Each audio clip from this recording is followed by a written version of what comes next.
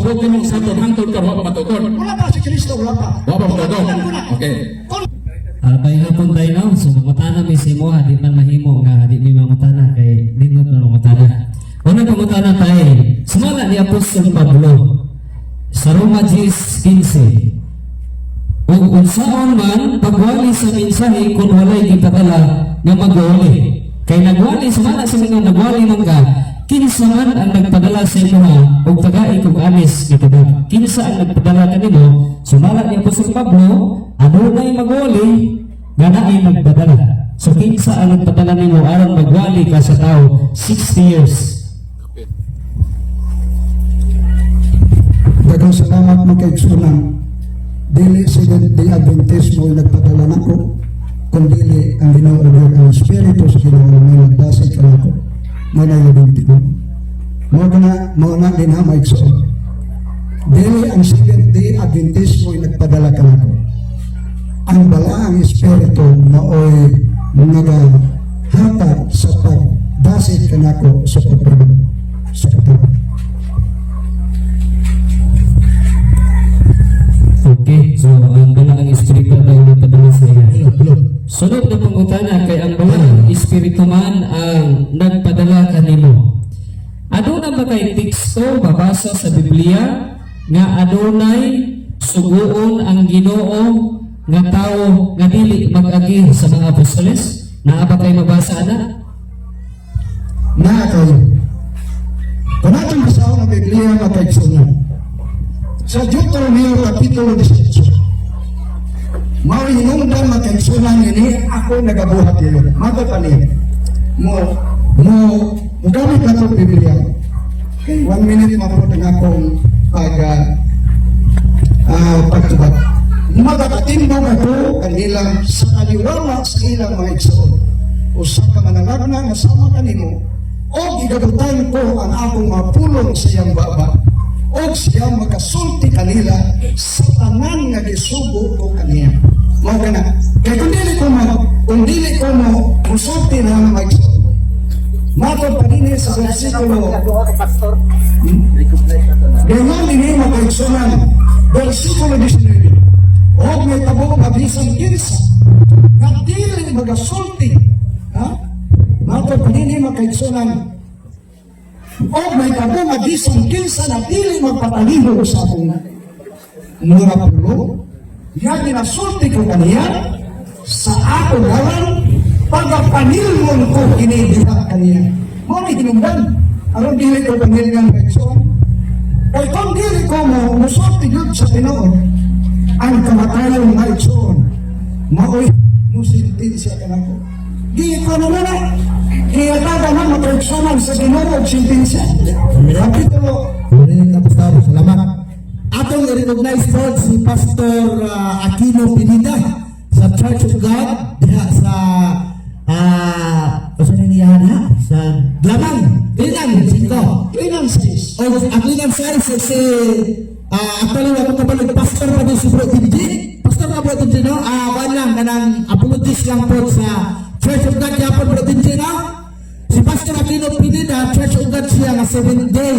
Si Brad Tinji nga Monticalvo, Church of God siya nga Sunday. So atong palipay sa mga buutan po din sila nga mga tao. Dili ni kanang ingon nga kanang parehas upan nga grabe ang bulis katoliko. Ato palakpakan atong mga bisita nga pastor ng exam. Salamat kayo sa inyong pag-ari dinhi, Pastor Aquino Pineda o si Bro Tinji Monticalvo. Okay, production pa na yan. 30 seconds o 1 minute na ito ba? Ikatulong po ba niya? Ikatulong ang pangutana mo, premise sa kuwagay, ang akong pangutana, asa nang mabasa na magsugo ang Diyos, na di mag-agi sa apostoles, sugoon yung magwali, o niya imong gigamit, ang usa to nga teksto? Magpatindog siya nagdalagna, nga magtudlo sa kahayag. Karon ang pangutana, kay gigamit pa na nga bersikulo, nahimo baka nga manalagna sa Diyos karon?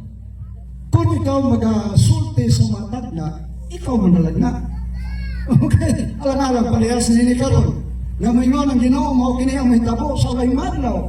O kino nang gisulti, at kung tagna, ayaw mo kung nang gisulti. Mo ka na diha na, mo na ang mayon na mahimo kang manalag na. sila yung pangutana kay kung mayroon mo ginagawa kuan niya, di na to na mabutan kay di mapunta pang doon dali nga pangutana. Sumala nag-interview man na ikaw pa na nga pangutana, interview man ako sa tatay ganiha. Nagatuo ba siya kay Illinois? Yes, nagatuo siya. Sumala sa Council on Diet and Food ni Mrs. Ellen G. White sa paragraph 651. Among those who are waiting for the coming of the Lord, meat eating will eventually done away. Flesh will cease to form a part of their diet. So nagatuo mga Illinois, o niya nagkakaon pa ka o kining karne, sumala sa magingon ganiha. Imo bang tagapon karon nga ka nito o sa inyong propeta ka nagkaon magkakarne niya ingon ni Illinois nga kining undangon ang pagkaon og karne.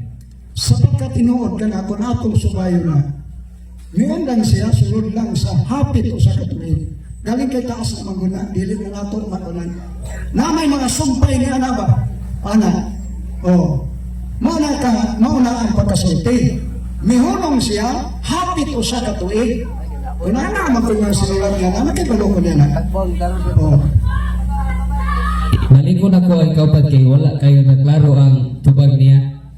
Ingon bagod ni Illinois nga ang tanan nga naghulag sa pag-agbasawa na among those who are waiting for the coming of the Lord. Mapabalik sikat kami. Meat eating will eventually be done away. Inyo maning propeta niya makaon kag karne. Kanang disulti niya diha, okay lang nga kung naara ka diha magbasa. Pero kag dito sa ubang nga mga passages ni Mr. White, bisan gani siya, sapit na siya namatay, nagkaon pa siya kinakmay ng mga karni. O mga galing lang kayo sa dili man gud nato may baluan na. Pero kung doon na kay basahon niya, imo na may baluan. May baluan ko na kanang mga butana. Okay, so salamat sa atubag tay. So last ka question, di lang kita mo tuot og pangutana kay dili man ay ko. Sunod alas nga pangutana tay kay nagwali man mo ang Seventh-day Adventist mo. Mao kun magatay nga Seventh-day Adventist tinuod ang Seventh-day Adventist nga tinugod ni Kristo. Ang tinukod ni Kristo, Oo. tukod sa Diyos. Gitukod sa Dios. Karon kay gitukod ba ni sa Dios? Sumala sa history 1863 ang Seventh-day Adventist gitukod nilang Ellen White, Joseph Smith of the James White. Mutuo ka ni. Wa man sila mag-ingon ng nagtukod. Ingon nila ang founder kuno sa mula sa encyclopedia na ilang ingon. O gana ako iyang basahon diya na ingon na nagtukod, wala man na siya nagtukod. Wala na siya magtukod. Nakakaplag lang siya. Gani na ng 1844, dili na siya may una na nagbantay sa adlaw ni Papulay ng mga ikapitong adlaw. Dili na kay 1846 na siya nagbantay. Doon ay kasaysayan niya na. Doon na. So sumala sa inyo yung gitukod. Mana na de. Ayaw sobrahi kay mangluod niya si Brad Paul. Okay, salamat kay Brad Jason sa imuhang lima ka pangutana. O Pastor Bin, salamat kay sa imuhang tubag. So karon ang mangutana si Brad Paul Alima na pod sa imuha. Tagaan pod nato si Brad Paul Alima o pila ka pangutana Brad Paul?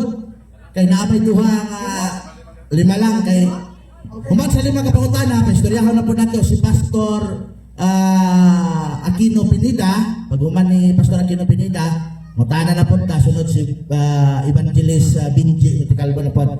Sige, Brad Paul, permerong pangutana. Sa dihang gipangutana ka ni Brad Jason, kay nagwali man ka kinsa nagpadani mo. Ang imong tubag ang Dios. Dayon gipakitaan kag prueba ang imong gigamit nga bersikulo 18-19 sa Deuteronomio. Nga dunay propeta ipatindog ang Ginoo. Ikaw ba na o si Kristo tubag? Ang Diyos na inon, nga igabutan ko ang akong mapulong diha kaniya. Mo kana diha. Dili man nakainon nato nga ingnon niya siya nagsulti nga igabutan ko ang akong pulong diha kaniya. Unya dili na siya. Siya nagsulti. Point of order. Ang akong pangutana ba? Katong imong gibasa nga bersikulo ba? Nga propetang ipatindog kinsa man to? Kay tama naman to. Ikaw ba to kay imong gigamit nga gisugo ka sa Ginoo ang imong bersikulo 18-19 man sa Deuteronomio.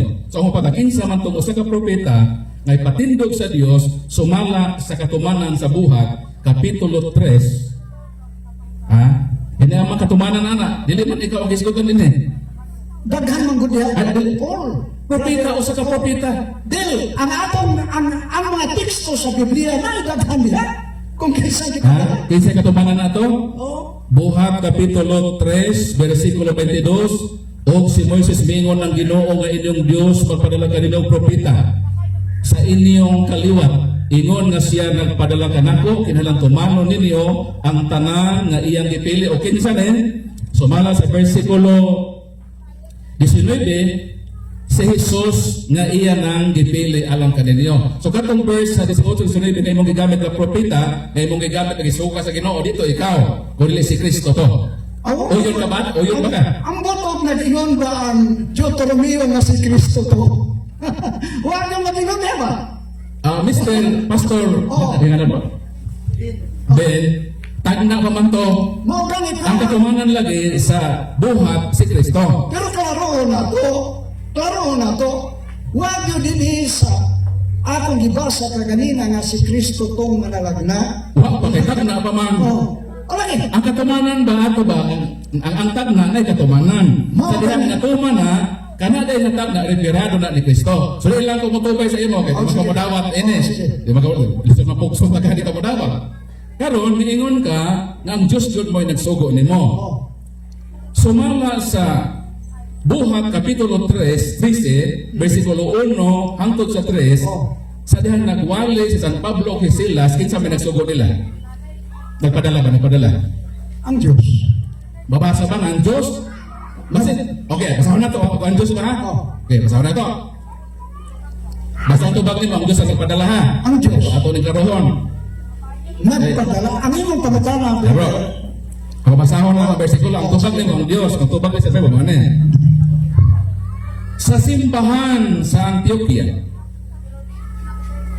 at Church of Antioch na sa English, dihay mga propeta o mga magtutudlo o si Bernabe, including na si Saulo, masawa pa sa imong San Pablo, o ato dito sa versikulo 3, nagpuasa sila o nagampo o gipandungan nila ang ilang makamot ni Bernabe o ni Saulo o unya ilang gipalakaw sila. So ang nagpadala di ay sa kang Saulo o kang Bernabe ang simbahan pinaagi sa pagpandong sa ilang ulo. Maingon ka na ang Diyos. O so may sakto mabasa ang Diyos o ang simbahan ang nagpandong nila na mugol na sila sa pagwali. Kung mo focus ka lang niya na sa ka versikulo, Brother Paul, Brother Alima. Kung mo focus ka lang niya, okay lang na. Pero ang taadto sa lain mga versikulo, ang Biblia din yun, ang atong pagbasa sa Biblia, pakli dito, pakli diya, ang imong i-focus ka na, kung pananglitan ang simbahan mo, nagpadala kang sa Pablo, awan mo siya. Okay, Pero okay. ito naman po So, mga na. versikulo, Basta klaro na nga katong imong tubag nga ang Diyos dili to mao ang simbahan na nagpadala. So okay na ko ana. Next question na ko. Okay, kaya tulong pangutana, Brother Paul. Katulong pangutana. Gigamit man nimo ang Juan 16:6. Maingon ka nga doon na ako karnero, ngawa pa sa akong turil. oh, Apan dadon ko silangan hikanako, oh, aron nga mausara ang panon oh, sa usa ka magbalantay. oh, Karon miabot na ta og more or less 50,000 churches. oh. Unsa man ang usa ka panon nga didto ta dadon sa Ginoo, si Adventist? Yes or no? Atin ninyo, dingon ko ganina, nga ang pagtawag sa Ginoo sa tanan mga tao, mo na diha, walang imo mahibaloy ka ganina ang akong isulti. Ang pagtawag sa Ginoo sa tanan mga tao, dili lang kay sa inyo ra. Naon sa. Di, ano po Ako masaw. Do, pwede ko do. Ako po tanong, di ano po tanong. Balik ko na kay wa di mo masabti. Imong gigamit banggod, basta makasabot. Mamina ko para magkasabot ka. Oh, Imong mang gigamit ang Juan 16:6. oh, Gamiingon ang Ginoo dunay ubang makarnero oh, nga wala pa sa akong turel o sa panon. oh. Pero ang ingon ni Kristo pahaon nako sila. Oh. Og dadon ko kanhi kanako aron mausa na lamang ang panon. Oh, one flock with one shepherd. Oh. Ang pangutana sa kapin kung kulang 50,000 ka mga pundo kung panon, kanang panon ba nga diha tagadoon sa Ginoo mao ba na ang Seventh Adventist? Yes or no? Nadto kang Kristo. Wala mo makinon na nadto sa Seventh Adventist, nadto sa ubang nga mga reliyon.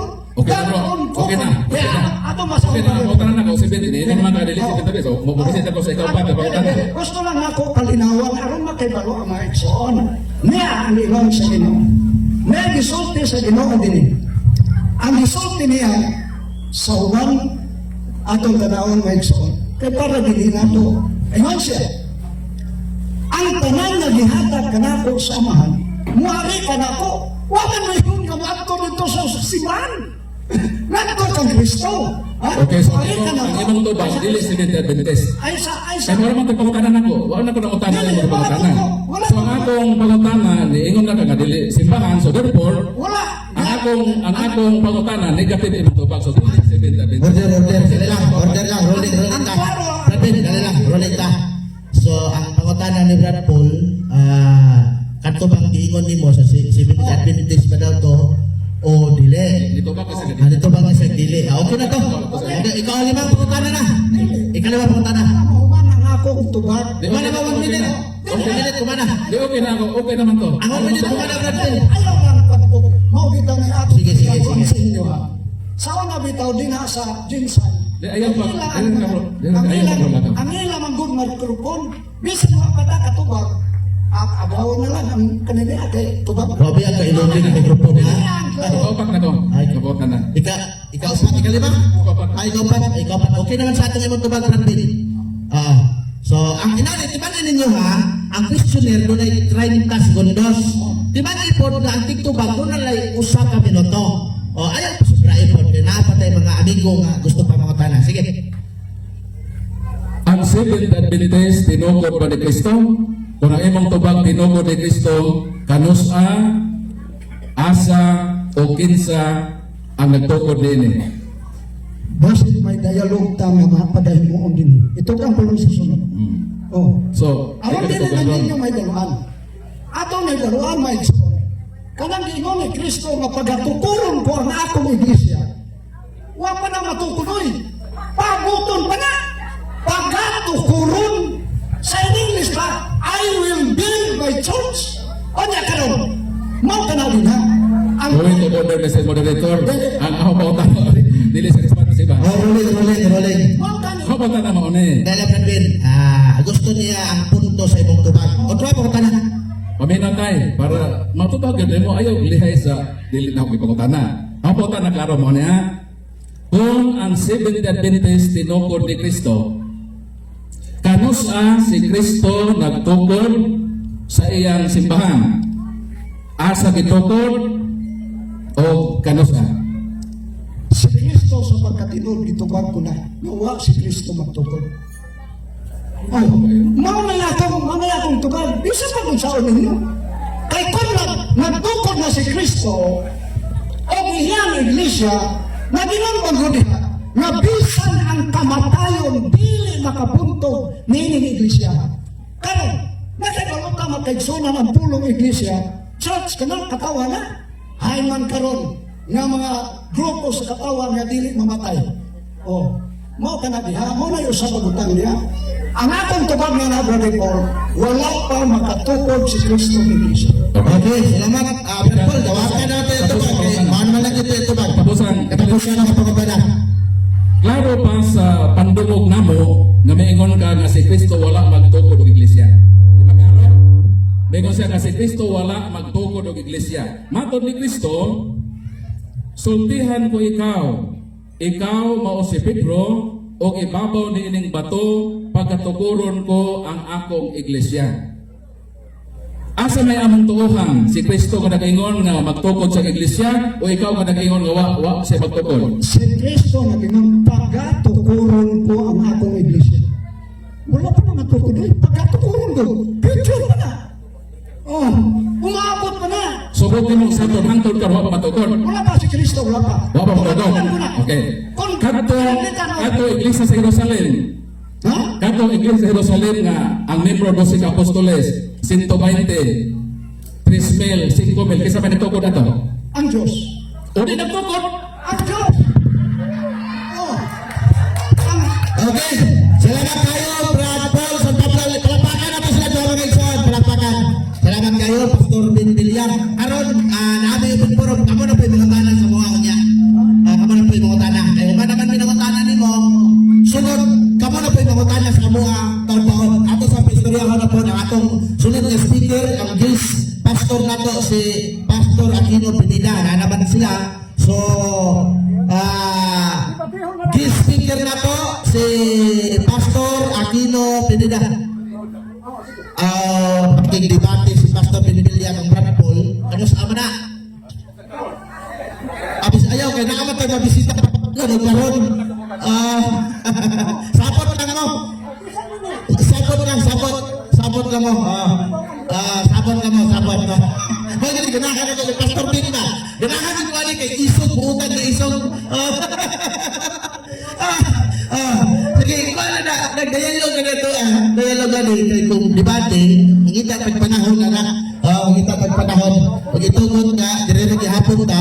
Okay na mo ang ilang gisadres? Okay na mo? Okay kayo, Brad Paul. Makabalik din ka, Jinsan.